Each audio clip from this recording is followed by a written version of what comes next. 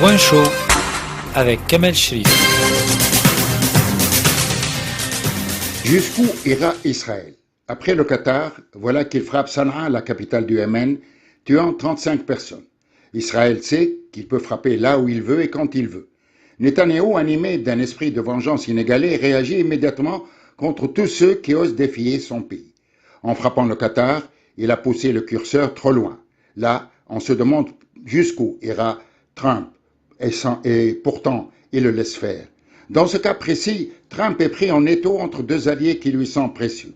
Les États-Unis entretiennent des relations économiques fortes avec le Qatar, qui, cela dit, abrite la plus grande base américaine au Moyen-Orient, hébergeant 8000 soldats.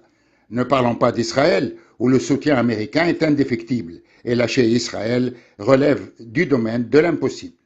Trump se trouve ainsi embarrassé et ne sait plus sur quel pied diplomatique danser. Dans une rare critique d'Israël, Trump dit regretter le bombardement israélien, et c'est tout. Il n'y a plus de ligne rouge pour Israël dans sa guerre contre le Hamas. Il agit sans se soucier de quoi que ce soit, ni de se fixer des contraintes, qu'importe s'il est critiqué partout dans le monde.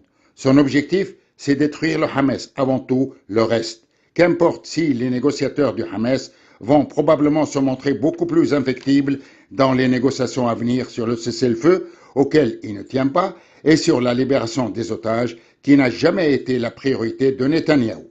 Quant au Qatar, il ne cache pas ses intentions. Il va réévaluer sa médiation et se réserve le droit de répondre à la violation de sa souveraineté par Israël.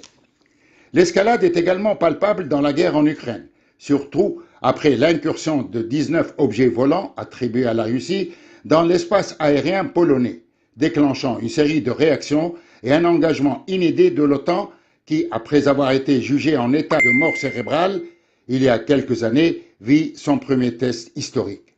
Voilà l'OTAN face à un dilemme, car elle se doit de défendre l'un de ses membres quand il est attaqué. Le président ukrainien regrette le manque d'action de ses alliés occidentaux et réclame des actes. Trump, lui, se demande qu'est-ce qui se passe avec la Russie et écrit sur son compte « C'est parti », une réaction laconique, énigmatique, qui ne rassure pas l'OTAN. Le secrétaire général de l'ONU, lui, craint le risque réel d'une extension du conflit. L'affaire des drones en Pologne a provoqué un important changement de donne géopolitique. Le monde est vraiment devenu hostile et fait face actuellement à une tempête géopolitique dont on craint les conséquences. Point chaud avec Kamel Shrif.